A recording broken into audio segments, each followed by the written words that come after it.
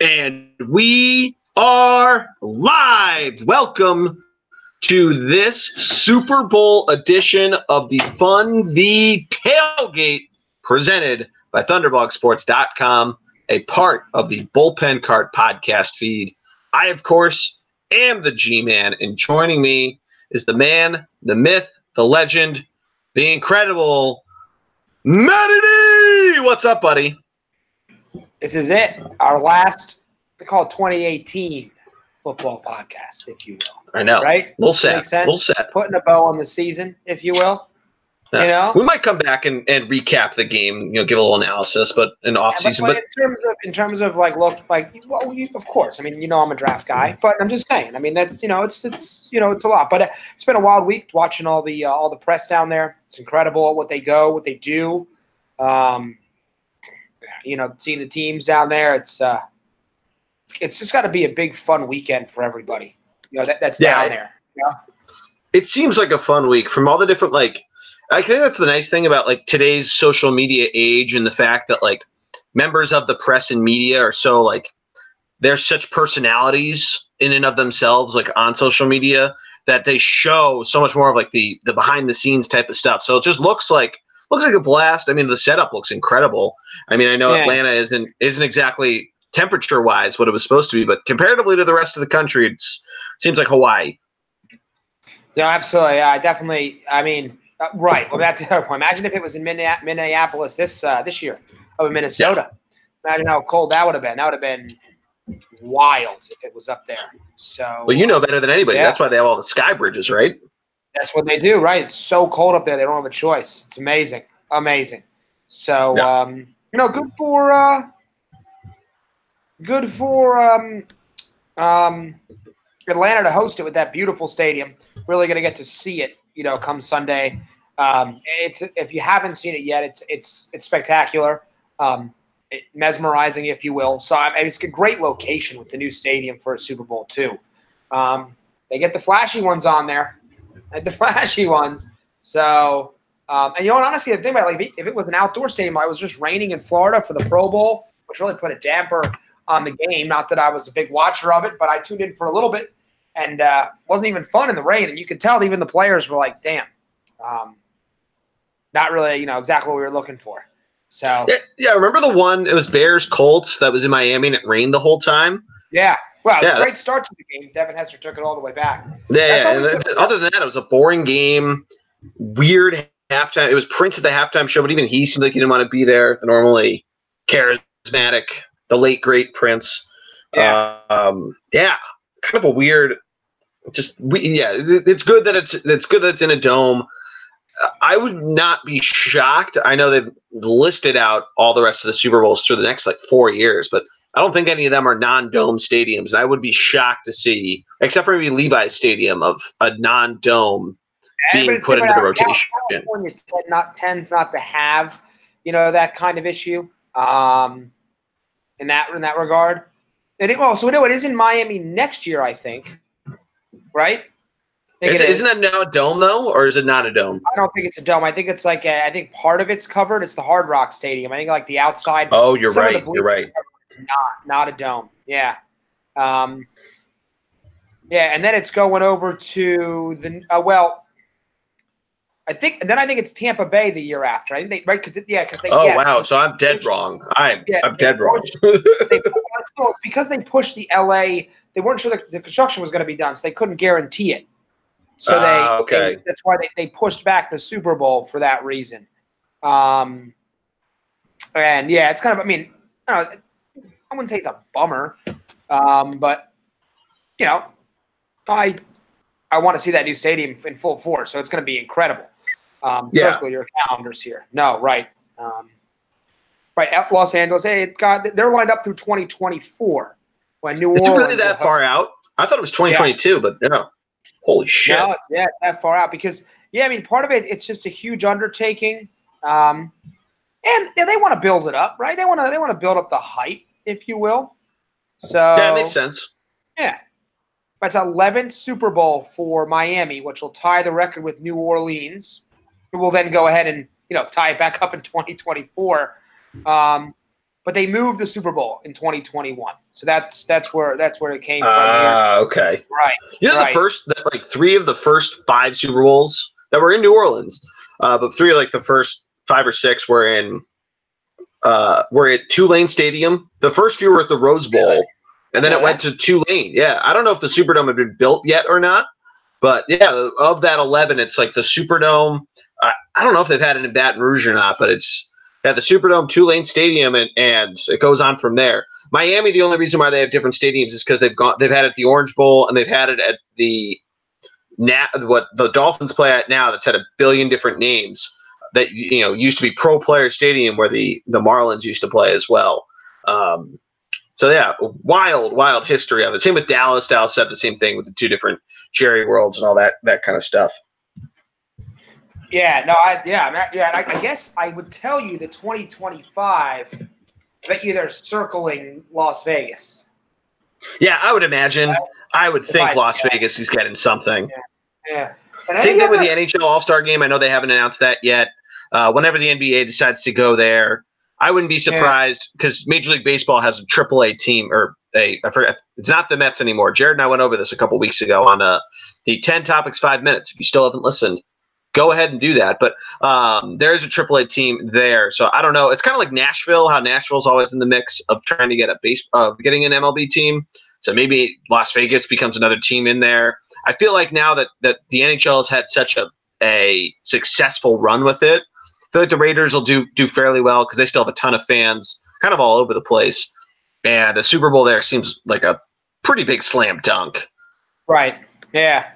Is there anybody else that's slated for a new stadium? That's a good question. Yeah, I don't know. I don't think so. Because who has an old stadium, right? And you're not tearing down Lambeau Field. You're not tearing down Soldier Field. Mile High is fine. The Raiders are moving. The Rams are getting a new one. The Chargers are getting a new one. The Chiefs Arrowhead's fine. Nobody in the maybe the Dolphins. That's the only one I could think maybe. Yeah. In the AFC East. Yeah, I mean, other than that, I don't want to run through every single division, but I haven't heard anything. Right. I get that. The Titans would be one. I'm just thinking off the top of my head. The Titans could be there, maybe. They have a good. Their stadium's in a good location, though. Yeah, I'm just thinking about like if you're an owner, you get one of these premier. Then Mile High is pretty old too. Yeah. But you look at these new stadiums out there, like wow, they're impressive. And now because you can have stadiums where the domes can close, like almost every new stadium that's built has a dome that closes, right? Yep. And they're getting more wild and wild every time you turn around. So look at Atlanta. Right. I'm definitely interested to see,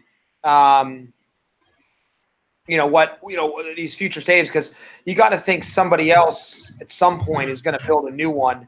What about the Texans? We talk about them yet? That would be a good. I guess their fan base isn't as strong, and I'm sure for a new stadium. I'm sure Jerry would block it because he doesn't want anything bigger than his. So. Yeah, that's a. I don't know how old NRG Stadium is because I don't know if when the Texans first came back into it, did they have where did the Oilers play back in the day, and did they build that stadium specifically for the Texans? In which case, it's less than 20 years old. Right. I mean, football brings in enough cash that you could do exactly what baseball teams are doing now and replace less than 2-decade-old stadiums like that. But we could see. Yeah, that's really interesting of you bring up a good point on the Texans and their fan base, but we can discuss that in another off-season pod.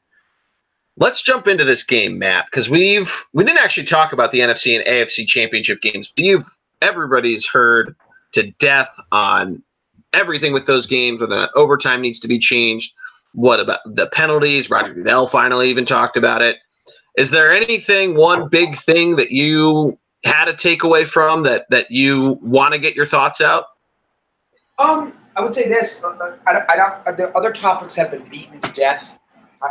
One thing no one's talking about is the Chiefs lost exactly how we thought they were going to lose in a shootout with their offense on the bench. So it proves you got to have, doesn't matter how great your offense is, you've got to have something on the other side of the ball, to do it. And it doesn't matter if you're at home, you got to have all three phases of your game, have to be locked in. I will say this: if you're the Saints, if you're Drew Brees, you're still kicking yourself because you threw a pick in overtime. And at the end of the day, I know that I understand the penalty, but that really hurt. That's not a normal thing for him. They desperately need, the Saints do, another weapon on the outside other than Thomas. I think the Rams were able to basically let Thomas get his, if you will, but still shut down the passing game of the Saints, who a lot of their offensive struggles have been covered up by that defense who've been playing well and did play well in that game, as well as their running game. They're two backs. So I think if you're Sean Payton, you're trying to find an additional weapon or two for Drew, who I think definitely wants to come back. So I'm somewhat bummed because I really wanted the Breeze-Brady storyline. Yeah, I was in the same boat. I really wanted to see that as well. But LA brings a lot to the table, I think, in terms of dynamic defense, an interesting offense, which we're going to jump into fairly shortly. I don't think it's going to be a bad Super Bowl by any stretch of the imagination. No. Oh my God, no. I mean, the matchup's still great. You get the young McVay and a very exciting Rams team against the dynasty. And you know what's going to happen, right? If the Rams win, are they the new dynasty? I can't wait to hear all about it. So we'll see. Yeah, I have some thoughts that I want to say. I said them with Greg on the other night on the Blue Line Icing podcast, but I'll relay them to you. But let's jump into this, Matt. What side of the ball do you want to start on? Now, for those, a little housekeeping. If you don't remember from last year, what we did, at least what we think we did, was we previewed, because we only have to preview two teams, one game.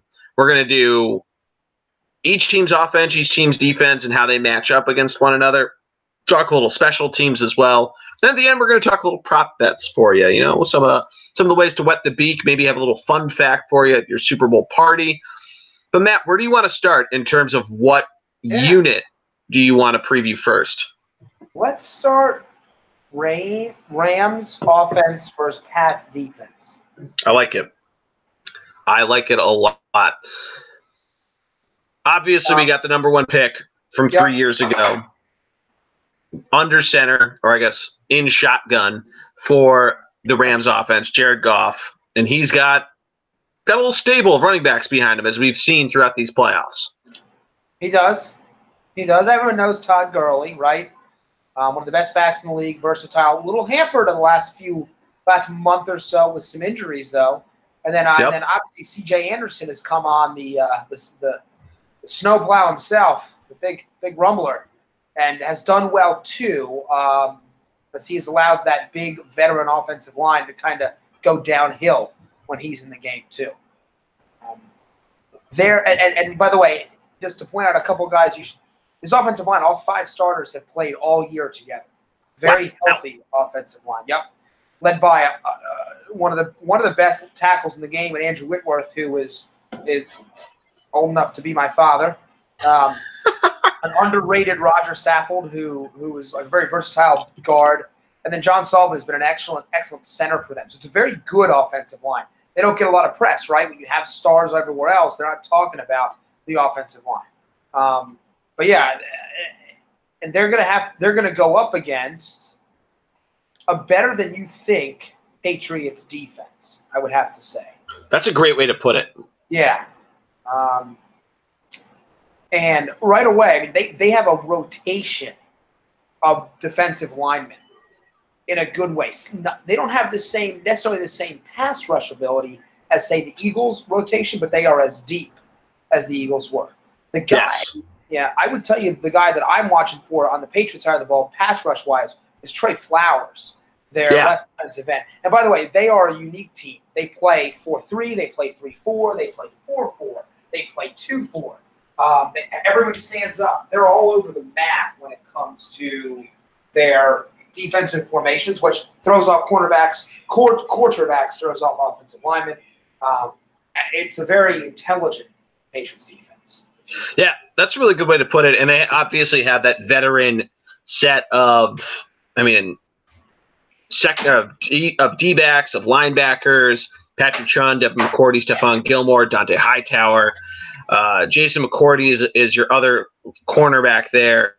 Kyle Van Noy and Elandon, am I pronouncing that name right? Elandon Roberts as their middle linebacker, their Mike linebacker. And you said it perfectly. They can go 4-3, 3-4, 4-4. Really, if they want to go nickel at you, they can do that well, and they can really defend you, pretty sharply. I mean, the one thing that the Patriot way has shown us is that they know how to go next guy up, and I mean, they know how to be smart and pick you apart one bit at a time. Yeah, they also have a lot of really good. They have a surprisingly more number of first rounders. Malcolm Brown, Danny Shelton, Adrian Claiborne, this guy coming off the bench for them, a great run stuffer, first round pick, jumped around the league a little bit, but he's kind of found a home here.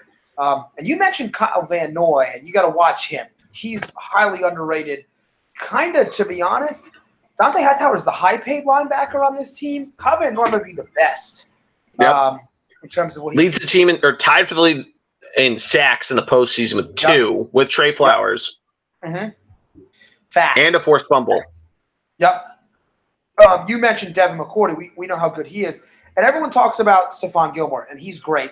But in terms of a corner that stepped up, it would be J.C. Jackson, who's very and so this is a young guy who's come in and played really well against some really good players. Rookie out of Maryland, 6'1", so he's got some size to him. But we've seen him get involved quite a bit.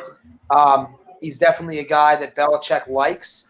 And Jonathan Jones, but they just kind of rotate through a lot of guys. So you're going to see them matching up against, I don't want to say a somewhat depleted Rams skill position set here.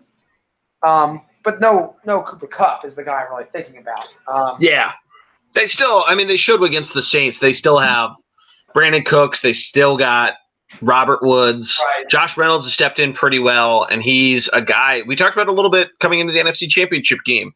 He can run the ball. He can run out into different formations. Really, just that name of the game for that Rams offense. They like to trick it up a little bit and get some of those receivers involved in the run game. All 3 of those guys I mentioned on the wide receiver end have been able to do that. What does concern me a little bit for the Rams is Tyler Higbee's he has a touchdown. He has the only receiving touchdown for the Rams this postseason, but I'm not sure how he will do against that linebacking core that I almost said the Ravens, that the Patriots will bring out against them.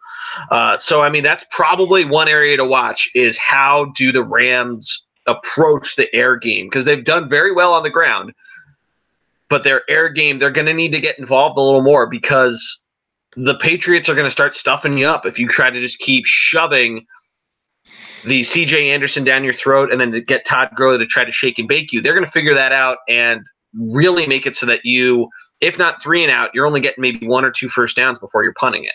No, definitely. I would point. Tyler Higbee came out, actually a Western Kentucky guy, so kind of unknown, and it was pretty highly Hilltoppers. Right, pretty highly touted. 4th round pick, kind of became more of a blocking tight end. So if you're gonna pick, if there's a tight end that could give them a little bit of a mismatch problem, it would be Gerald Everett, their quote unquote backup, although he leads the tight end group in receiving yards. He's a 2nd round pick a year ago. So he definitely has some skills. He's more of a move tight end at just 6'3", 240.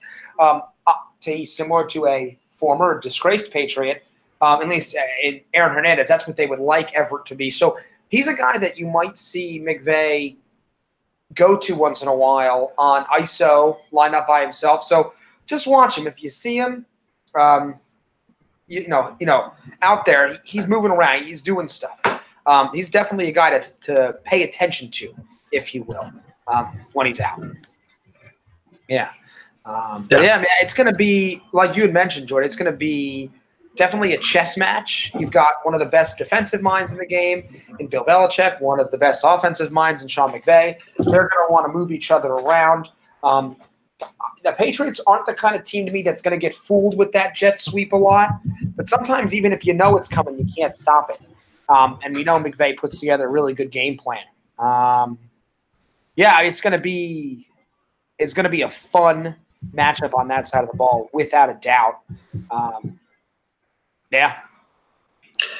totally agree. And I mean, that's a really good point. I think the jet sweep might be, I don't know if that's the ultimate X factor. I still think that tight end plays probably, but the jet sweep, I think if the Rams can start getting that going, or all they need is one, right? That could be a difference maker for them. But I think I like the New England. If I had to give a one side or the other, I would give the edge to the New England defense specifically because of what their secondary can do, along with the pass rush. But their secondary, I think, ends up being the ultimate driver in this one. All right, they got to find a way to get to Jared Goff, which is not always easy because of the way they're set up in this case. But before we go to offense, let's touch on the special teams real quick. Yeah, I love that idea. Both teams have very, very good kickers. Steve Gostkowski has kind of had an off year for him, if you will. He's been Mr. Consistent since Vinatieri left, really. 27 to 32, long of 52 this year. Only missed one extra point. Greg Zerloin is one of the best kickers in the game when healthy, but he's really battled some injuries this year. 27 to 31, though, just hasn't kicked as much in and out of the lineup early in the season. I don't think there's really a big advantage here. What do you think? Yeah, I think that's much of a push. As you mentioned, they're two of the better kickers in the game. Yeah. Zerloin obviously had that mega kick against the Saints. Obviously in the Superdome, a little bit different environment. Depends on what Atlanta's going to bring in there with crowd factor, the big game factor, and if there is anything else to try to calculate in. But yeah, I agree with you. I don't really think. I think it's a push in terms of any sort of edge. Yeah. Ryan Allen is a fine punter for New England. Decent guy. He's not as good, though, as Johnny Hekker, who is one hell of a punter. So definitely think the edge in the punting game, which really does matter, especially in big games like the playoffs. And not only that, Hekker is also the kind of guy, about 6'5", 240, by the way. They don't make him that big. He got a little trick at you. He's got the ability to throw the ball, to run the ball. I mean, they're not scared to use him like that. So I'll be interested to see what they do there. He's decent. He's a pretty good punter. I think they definitely have the edge there. May not matter a ton in this game, but you never know. Yeah, that's a really good way to put it. But yeah, I mean, I think the special teams, more so than any, I know we've had high scoring playoff games over the last probably couple postseasons, but I have a feeling this game is going to be more of what we thought, or at least I thought, for 3/4 of the Patriots-Chiefs game is going to be this chess match, low scoring, and a lot of it's going to come down to field position and what do you do to either capitalize or pull yourself up by your bootstraps. And I mean, the punting game is going to be a big part of that. So if Johnny Hekker ends up having to pin him back, and that's what gives that defense a bit of an edge, could be big. No, I'm with you. And speaking of field position, I think this is one area that the Patriots have a big advantage on is their return game with both Julian Edelman and Cordarrelle Patterson. These are two of the best in the game as compared to JoJo Natson for the Rams, who's got some explosiveness, but he doesn't have the pedigree of the other two. I think that's a huge win in this case for the Patriots. And you could see not even a touchdown, but just 20 or 30 yards on a return is a huge way to flip field position. Yep. So we'll see. I totally agree with you. You put it pretty well. Cordarrelle Patterson in the postseason has an average of 25 yards of kick return as long as it's 38, which, I mean, think about that. He's either taking it out of the end zone and getting yourself to the point of where a touchback would be. So then making a kickoff team have to, go get him. Or he's getting around the 5-yard line and he's taking it up to the 30, just giving the Patriots so much more, less room to work with, but more, right. Better field position, more of an advantage. Oh yeah, definitely. It's a huge factor. But let's jump to the side of the ball where everyone really wants to tune in. Yep. They want to see this. That's Tom Brady and 10 other guys. 10 other again, guys. Against a really good, I'd say really good. I would say a good defense of the Rams. They have some players, but and we'll go through some of them. I'm pretty fired up about it, though.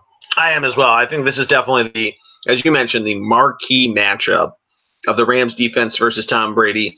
What will he do? How will he use his arsenal of shifty wide receivers, Rob Gronkowski, another stable, a sneaky stable of running backs, and I say sneaky, knowing that Sony Michel has had 5 touchdowns in 2 games. And let's talk about that really quickly, because Sony Michel having 2 touchdowns in a game after having 3 seems like the ultimate anti-Belichick. He normally sits people if they have 3. It's like, nah, we can't have a guy do it really well after a game in Seattle, in Super Bowl, LA. But yeah, so these guys, I mean, not the Patriots, or no, these guys, yes, the Patriots. I'm tongue-tied. They got a lot to work with, and they have the greatest quarterback of all time to, pull the strings and make this all work. And we thought the Chiefs defense would give him some room to work with. We thought the Chargers defense could stifle him. And both times, Brady's come out and he just acts like he's playing fucking Madden on rookie mode. Yeah. Well, one of the things the Patriots do better than any other organization is they build their teams to go against what everyone else is doing. So the rest of the league is getting faster, right? They're spreading them people out. Patriots went ahead and drafted Sony Michel, and they have a fullback, James Devlin, and they have, a couple big tight ends, Wayne Allen, Rob Gronkowski.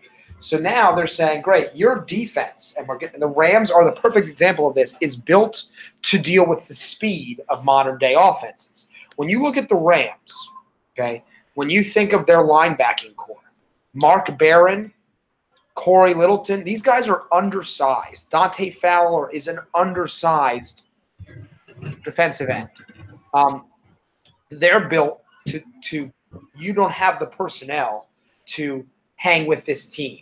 That's what they did it against the Chargers, where they ran it right at these undersized, basically safeties, masquerading as linebackers, and they did the same thing against the Chiefs. And not every team has that kind of personnel to stop the run game, which is why Sony Michel keeps getting the carries and why Burkhead comes in the game. And then, by the way, out of nowhere, James White's in the backfield catching 15 catches.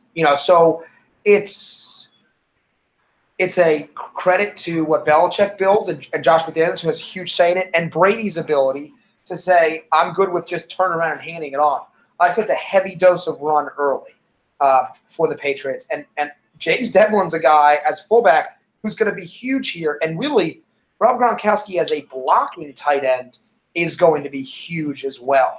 He has been elite at it all year.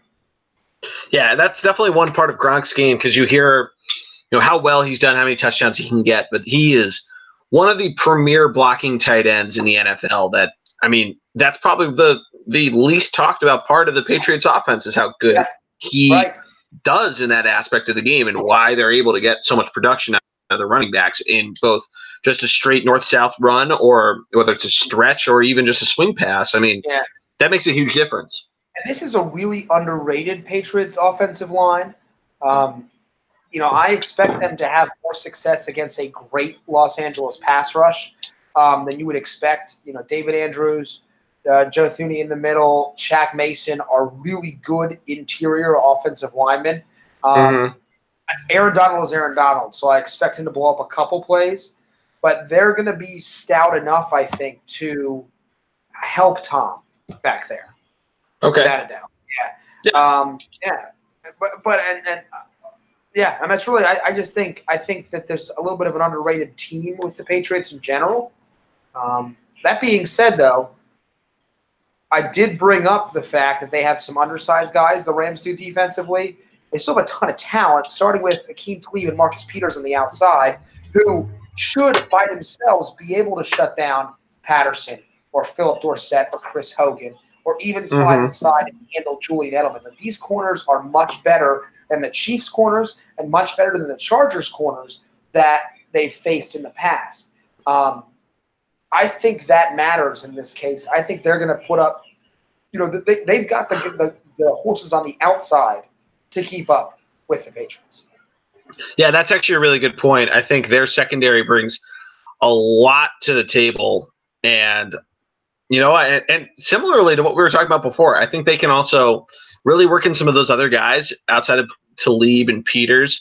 Some of their backups, I think, can really make an impact. We talked a little about Sam Shields as a returner, but he's been a pretty good defensive player for them as well, getting in and making a bit of an impact here and there. So if they need to go into a nickel formation, or if they need to really cover up and give Tlaib a break or give Peters a break, they're not necessarily put into a position where they're scrambling trying to figure out what are we going to do to cover the X, the Y, and the Z of their, of the Patriots offense. So I certainly think that they can keep up. It's just a matter of how does Tom Brady figure out, or really, I'm going to reverse this. Are the Rams going to try to trick Tom Brady? And if so, are they going to be able to keep that up to the point that Tom doesn't catch on and immediately start picking off and picking apart all of those different tricks? Right. Yeah, no, definitely. I just looked it up, by the way. In terms of interior sacks given up by the Patriots this year, they allowed 2 in the opener to Texans' DJ Reader, 1 since then. Whoa. That was in week 9. Oh my God. So that's 3 total. I mean, that's a big deal. The other big one, deal. Yeah. Oh yeah. I expect that to change a little bit in this game, but yeah, no, I'm with you there. Aaron Donald, even Sue's had a better season than their better postseason than he did regular season. Yeah. I think that the Rams are an aggressive secondary, so I think play action could hurt them if they can establish the running game. There's a lot of things there, though. Yeah, I mean, what do you think is going to be the biggest X factor of this showdown, or really, who do you think will be that X factor? Yeah. Oh man.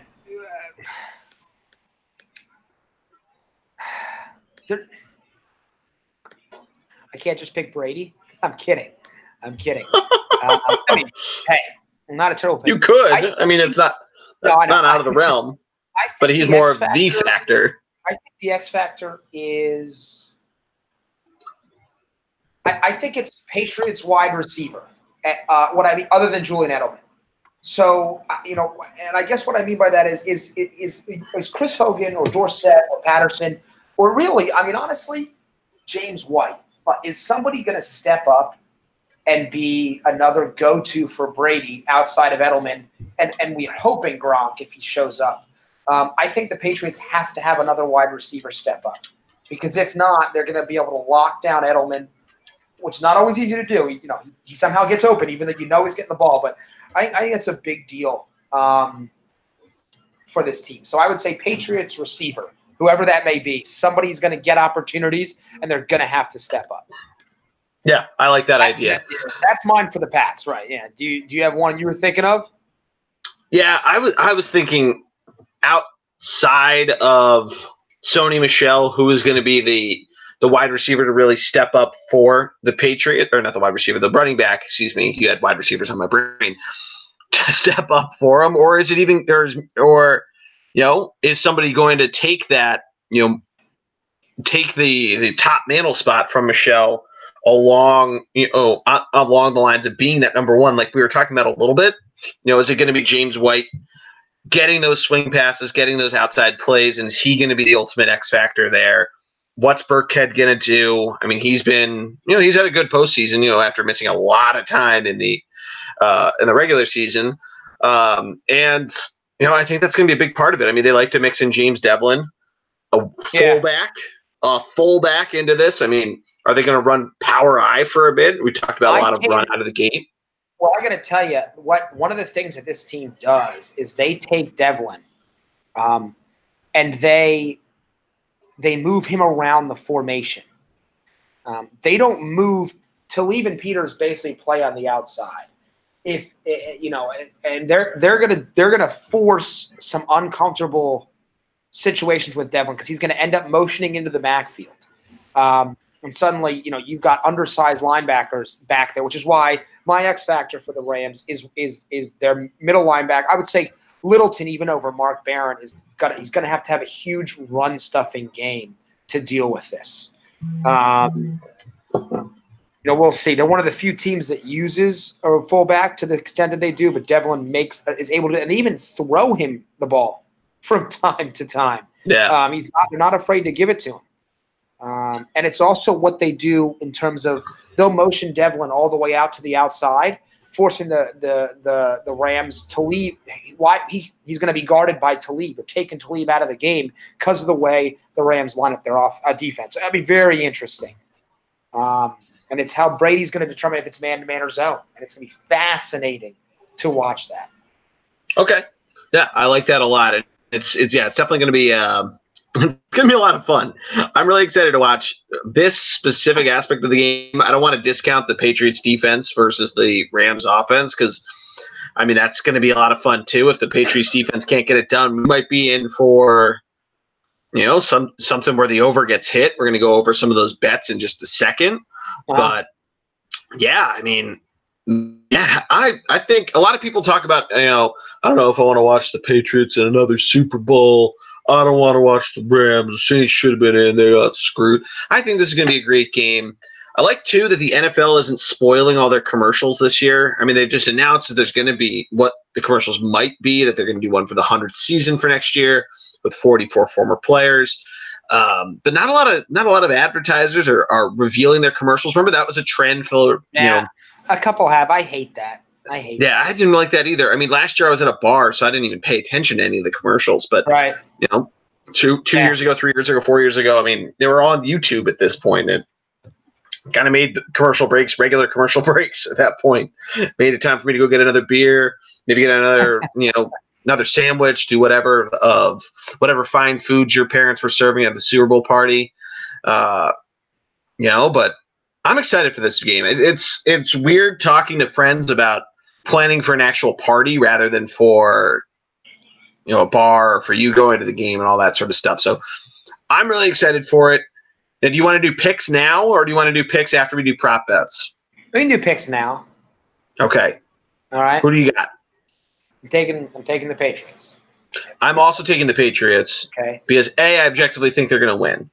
But B, I do not want the Rams to fucking win the Super Bowl.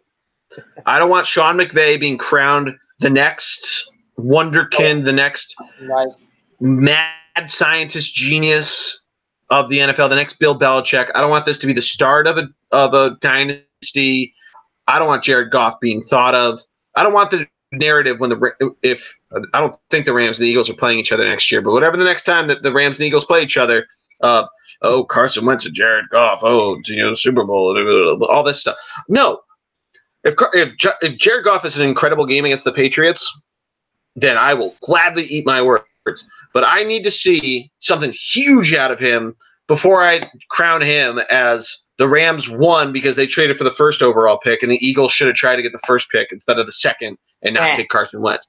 Yeah. There's a lot of selfishness in me rooting for the Patriots as an Eagles fan, even though I objectively think the Patriots are going to win. But Sean McVay, don't want him to be the next wonderkind, and I want Carson Wentz to still be the crown jewel of the 2016 NFL draft. Right. I'm with you there. I like a 31-23 game. Like the Patriots score late to put it away and then pick off Goff late. So I'm 31-23 is where I'm sitting at there. So 31-23 would be 51 points, which would be, I believe, and I'm pulling the number up now. Yeah, that would be under. The line is currently, it's gone down. It's opened at 58.5. The over-under line is 56.5. The Patriots are 2.5-point favorites. I agree with you. I think they cover the 2.5-point spread. I'm going to go under with you as well. I'm going to go a little less scoring. I'm going to think it's going to be like 24-17. They win by a touchdown, but really a grinded out game. Maybe it's 7-7 after the first quarter, and we're really seeing some back and forth. Not necessarily punts. We might see some drives that stall out, midfield and whatnot. Maybe a couple field goals here, but yeah, the under. I think we're getting back into old timey football and the low scoring postseason game. The over hits. Nothing you can do there. Life's too short to bet the under, so I'm not going to be officially betting that, except in prop bets, which we are about to move to in a second. But I can't wait for Sunday. We're going to talk about our weekend plans at the very end of this that are going to inhibit a little bit of our Super Bowl watching plans. But Nat, let's jump to prop bets, and you want to tell our friends about our favorite place to place our prop bets.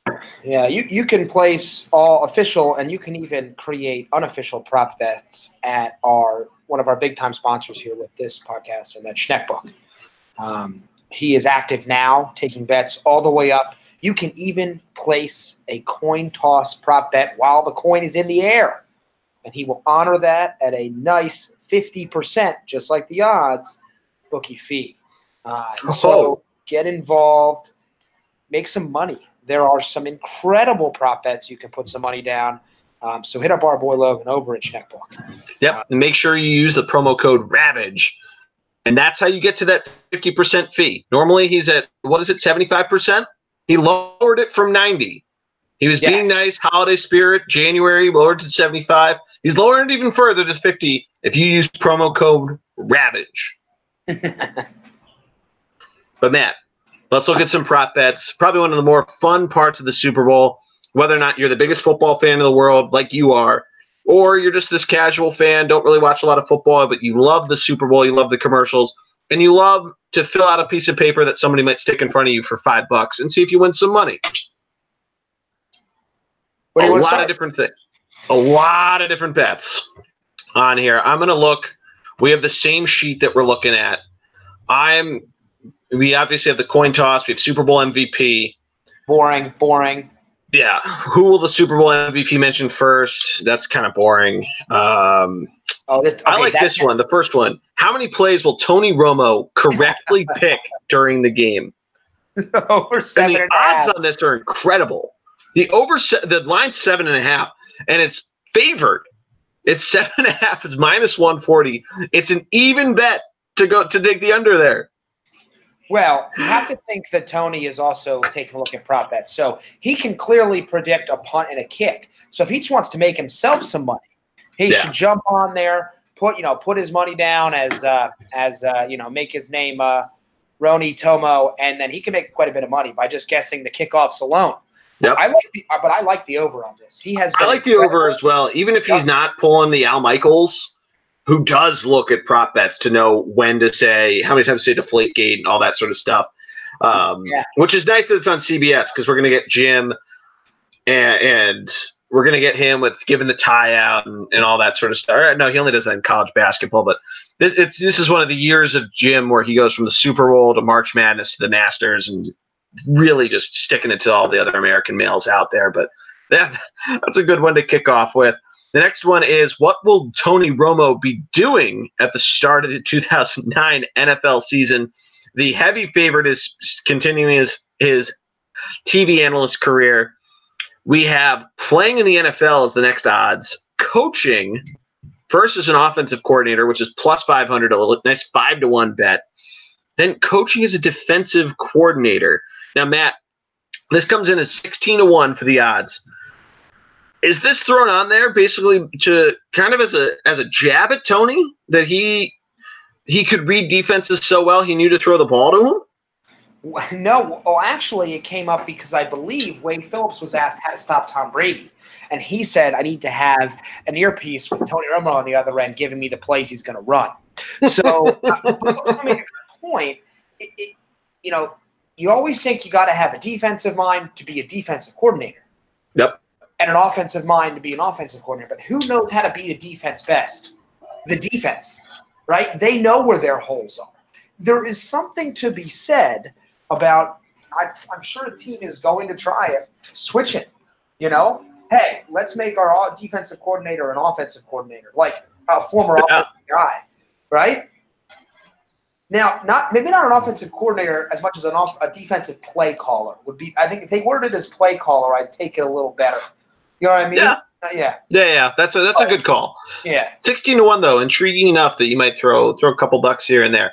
The next two are linked in prop bets. The first is how many times will Ted Rath be mentioned during the broadcast, which is an over-under of 3.5. Then it's how many replays will be shown of Ted Rath holding Sean McVay back. Oh, I even said it, Sean McVay. Sean McVay back during the game. Now, Matt, do you want to explain to everybody who Ted Rath is? Yes, I believe he's official. Is he a trainer or strength and conditioning coach?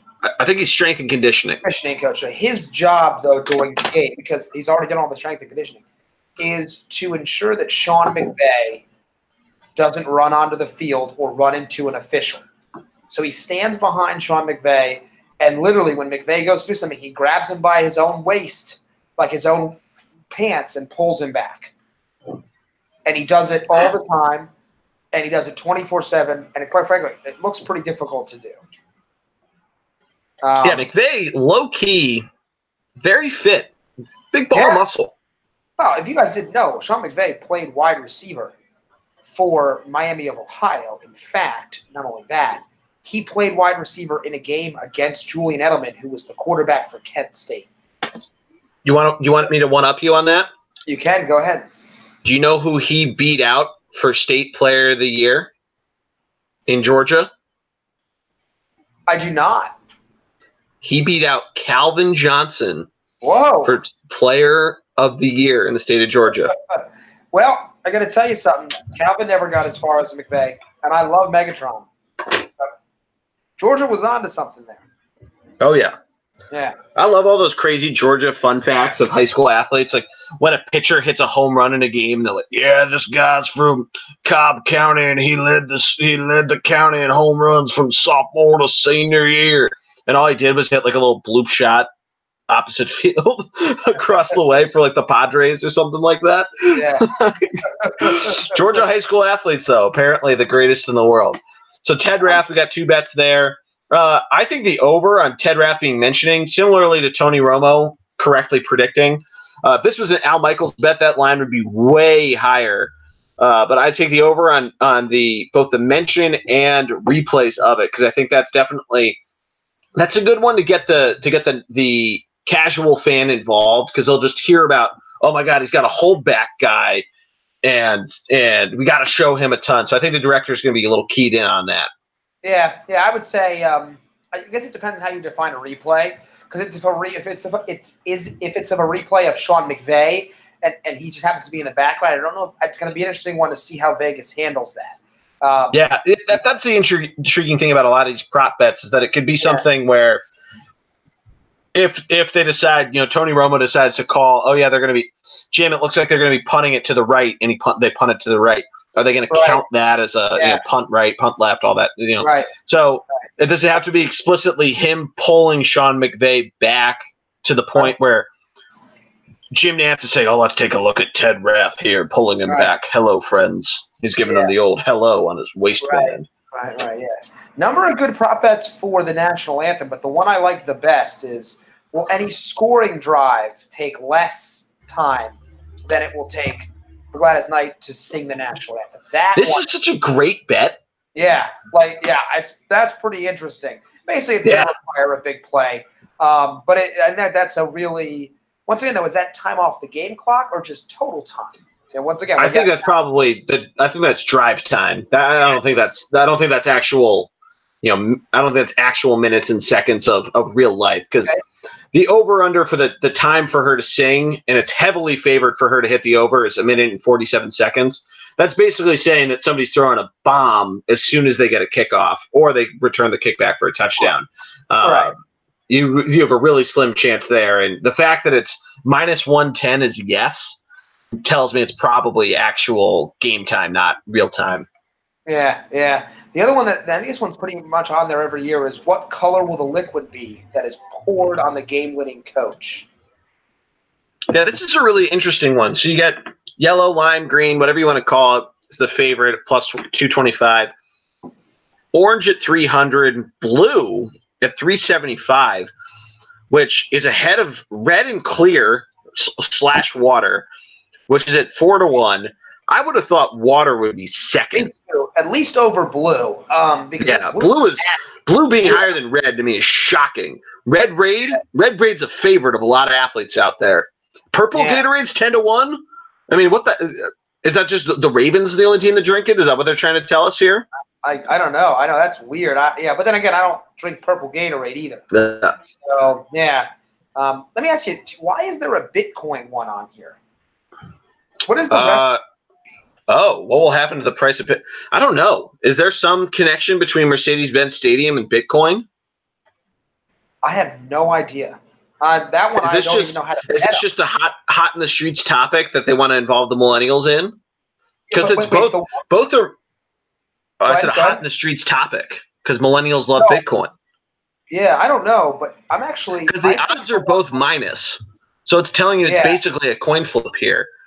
The one right before that, the will a fan run onto the field during a game? That's such a crapshoot, but it's 8-1. Yes, I'd almost want to throw like $20 on just for shits and giggles, because if a fan runs onto the field, then you make a little bit of money, and otherwise it's just $20 you're throwing away. I think the problem is, with the security there, they might never make it far enough for the cameras to pick it up. That's a really good point. So that's a very good point. Yeah, they've had that, and they've done a good job. Where was it? At one of the Chiefs games, somebody ran onto the field in the divisional round? Yes, it was. Yeah, and they showed it quickly on the pan out of the touchdown, but it wasn't talked about on the broadcast. The only reason why it was brought up is I think the Bleacher Report put out something about the fan, and they used a bunch of different people's Twitters to show what was happening. I was at a game that a fan ran onto the field when I was in Toronto. Couldn't find anything about it. It had nothing to do with the baseball game. It was an animal rights protest. But we just saw them run on. Their sign was facing the other way because we were sitting in the outfield. And we tried to look up what it said, and there was nothing. So Canada must not like to broadcast their protesters. No. I did not know that. None of that. Yeah. All right, so we have another one, another securities-based one. We have the S&P 500 for Monday, which you have to bet that you're basically betting one of four things: who wins and is it up or down. So Patriots win and it's up, Patriots win and it's down, both of which are the favorites at 2-1, and then Rams win it's up and Rams win it's down. Both are plus 270. I mean, I don't know why this is segregated into four different props. Maybe just so that you could argue that the Patriots, with their connections, would be the right, and the Rams, being in LA, would be the left. Right? So you're saying the left means it's going down? I mean, that's not there's no real. Like Democrat, Republican. Yeah, okay. So if you would assume that most Republicans are rooting for the Patriots, then they're buying stocks the next day. They would be excited for the day, and if they lose, then they're going to be sad, and Trump's going to tweet something about it, and then if right, so that's where but once again, I mean, I gotcha. I'm looking into it pretty deeply here. Yeah, you're getting in. We're getting some Pepe Silva territory. I think I need a side video of this to go Manatee's tinfoil hat board pointing out what's happening. If you want to make some money, go back and take out the 5 Patriots Super Bowls. What happened the next day in the S&P? Take a look. You never know. I do not know the answer. Yeah, it's a good call. You can just run the numbers and see one way or the other. Don't look at what might have happened in the world on that day. Don't have no idea. Just look at specifically who won the Super Bowl. Matter of fact, look at what happened when the Red Sox won the World Series, when the Celtics won the NBA title, when the Bruins won the Cup. All makes sense. So now we're getting into the halftime show props. We're getting into a lot of Maroon 5. Matt, do any of these intrigue you? No. I don't know anything about Maroon 5, so I'm kind of watch the halftime show, to be honest with you. Yeah. I mean, we're getting Adam Levine's shirt. We're getting is he wearing a hat? Big Boy. Oh, I want to see Big Boy come out. That is one of the prop bets here. That'd be fun. Christina Aguilera making an appearance. Is she from Atlanta, or is that just a voice reference? I don't know. That one didn't make any sense to me either. I have no idea. Yeah. All right, so now we're getting into specific or more specific play prop bets, which this is a little more the advanced category, if you will, Matt. I like this first one, and it's basically Julian Edelman is probably the non-QB, but will a non-QB throw a touchdown? Yes is 3.5 to 1. No is 1 to 6. I like that one. I think that's a good prop to think about.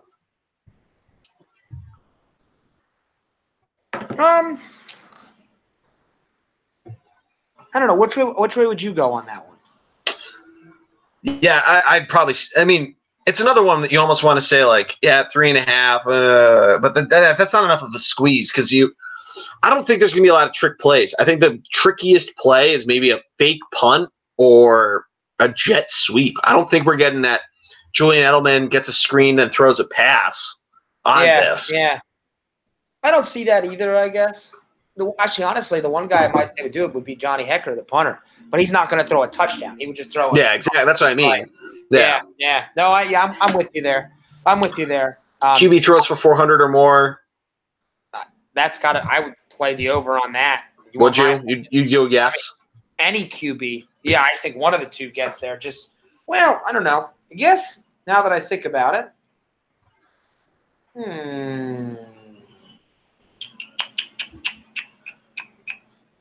Now that I think, maybe not. Maybe because of the running games of both teams. That's kind of interesting now. Yeah. Maybe I might take the under. Yeah. On that. Minus 450 to do that. That juice is not worth the squeeze for me. As is the next one. Will a touchdown be overturned by replay? That's kind of getting into, the hot topic of the day. Minus 200 for no, which you almost think the NFL would, it's almost trying to, again, go put your tinfoil hat on and think, what's Roger Goodell thinking as we enter into the final game of the season. So I don't know there. Yeah. Will a player be? You see the doink doink one? No, I did not see there's a doink doink one. Well, it's not a doink. Will either kicker hit the upright or crossbar and a missed field goal or extra point? Ooh. I like that one. It just bring me back to the Eagles, I guess. Yeah, I like that. But will there be a player ejected? Probably not. These are maybe LIII or Peters. They're pretty hotheads. But I think I've got my favorite one though. Okay. Will the Chick-fil-A franchise in Mercedes-Benz Stadium be open on Super Bowl Sunday? They've already said no. I don't think Chick-fil-A's letting them keep it open. I don't know if they said that yet. There's no way that would be. I'm pretty sure Chick-fil-A came out and said no exceptions. We're closing it. Huh. Yeah. I don't know. I had saw that it hadn't been made yet. Well, if you know that, I'd get it on no quick. Make what you can. Yeah, I mean your odds are already pretty fucked. It's minus 1,100. So if you're betting $100, you're making $10. It's not really worth my squeeze there. The Super Bowl team visit the White House. I mean that's just a guess or check. Will the roof be open for kickoff? We talked about this a little bit.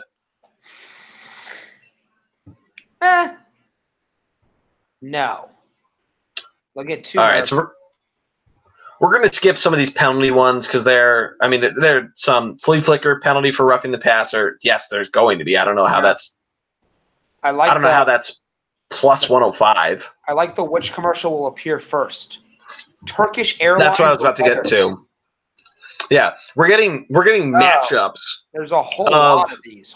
We're getting matchups of which commercials come to. Matt, we should have looked at this and created a March Madness bracket of Super Bowl ads of who's going to come in.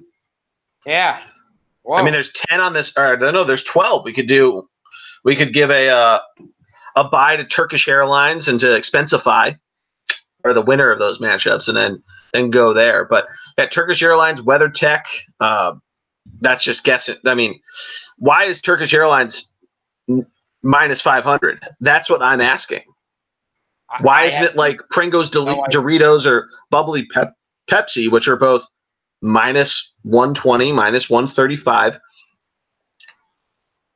There's something we don't know about Turkish Airlines. Somebody might be pulling some strings there, man. No idea. I'm woke at this.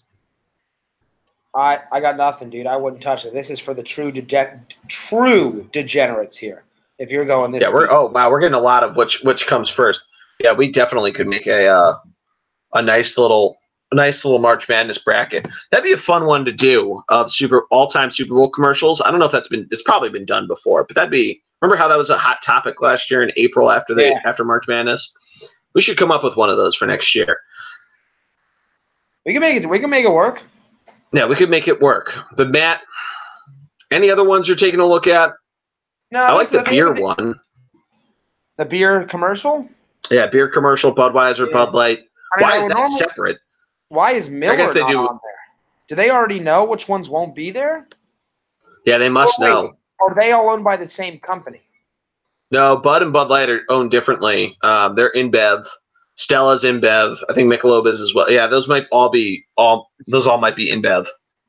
Right, so it's who they think is going to be the first InBev. InBev, right? Like which because that's a big brand push, right? Whichever one you pick first is the one you're pushing in the hierarchy. I don't know. Yeah, all right. I'm trying to figure out why they got so many listed but they're only one type. So making me laugh. All right. Cool. All right. I mean, no, it's going to be these the prop bets are great. Honestly, I would just do gentlemen's bets with them. Oh yeah, I could live with that. Yeah. Bet for beer sips. Bet for shots if you're really getting after it on a Sunday. Yeah. Certainly not the same level of intensity that I think I've been drained a lot from last year's Super Bowl. I'm very excited, but I don't have the same energy level for it. No, it's a weird feeling. I mean, the only other Super Bowl experience we have is from 2005 and 2000 into the 2006 Super Bowl. Too young. In which I remember I had like friends over for that. Yeah. For the Steelers Seahawks game.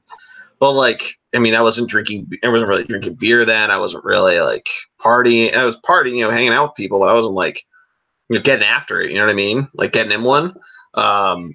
Yeah, so it's definitely a weird feeling of that. I was in my parents' basement, all that kind of stuff. But yeah, it's going to be a lot of fun. I'm incredibly excited for it.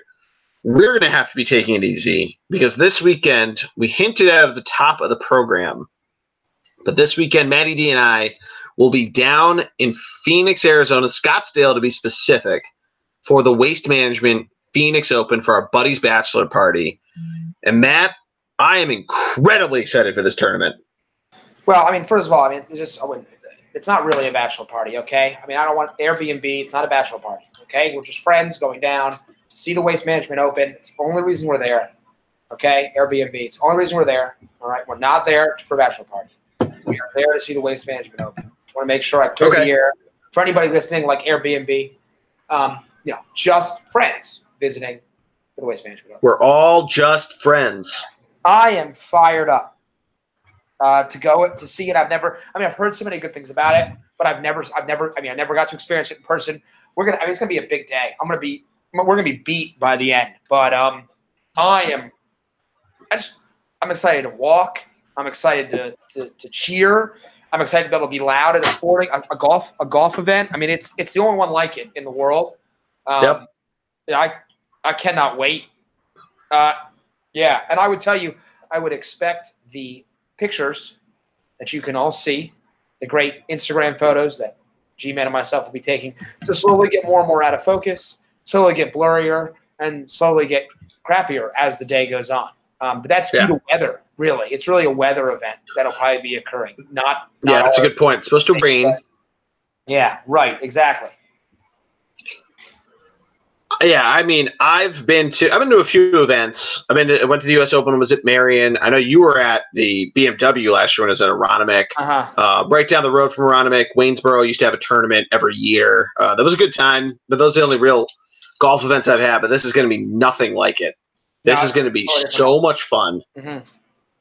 We're going to be on the 16th hole. We will, as Matt said, be putting a billion pictures up on our Instagram. You need to follow us, Thunderblog Sports on Instagram. If you don't already, make sure to follow us. We put up stories from basically every game we go to, whether it's a Flyers game, which is mostly Matt at those games, a Sixers game, which is mostly me, Phillies, not because we don't like the other teams, just our respective female companions have the hookups for us to be their designated beneficiaries. Phillies games, Eagles games, all that good stuff. If we're there, we're putting stuff up on our feed. You got to follow it, as well as our Twitter. BLG is the Twitter there. Facebook, Thunderblog Sports is our page. And we might be having some announcements with that. Matty D and I have to have a little business meeting to discuss that. But Matt, thank you as always. And I'll be seeing you in probably about 14 hours when we're at the airport. Yeah, just about. Yeah. You'll be hearing this probably when we're in the air. So there you go. Hopefully if our plane goes down, then you're hearing our ghost. Ooh. Yeah, all right, man. It's gonna be a great weekend. Great Super Bowl coming up. I can't wait to tune in and watch the dynasty continue. And my boy get his sixth. You couldn't tell, as big of an Eagles fan Matt is, he gets much bigger Patriot boners from Tom Brady. But that's going to do it for us here on the Funvee Tailgate. Thank you so much for everybody that's listened all season long. And if you came in mid-season, thank you for joining us. And make sure to continue to follow us on all the different social media. Subscribe to us wherever you get your podcast, iTunes, Stitcher, all that good stuff. Because we are still pumping out Blue Line Icings. The bullpen cart is right around the corner with our spring training previews. Matt, thank you for being an awesome co-host. This was a ton of fun this year. No problem. Love being here. Oh, yeah. Well, that's going to do it for us. I am the G-Man. Let's go Birds and Patriots. I'm betting money on them. Woo!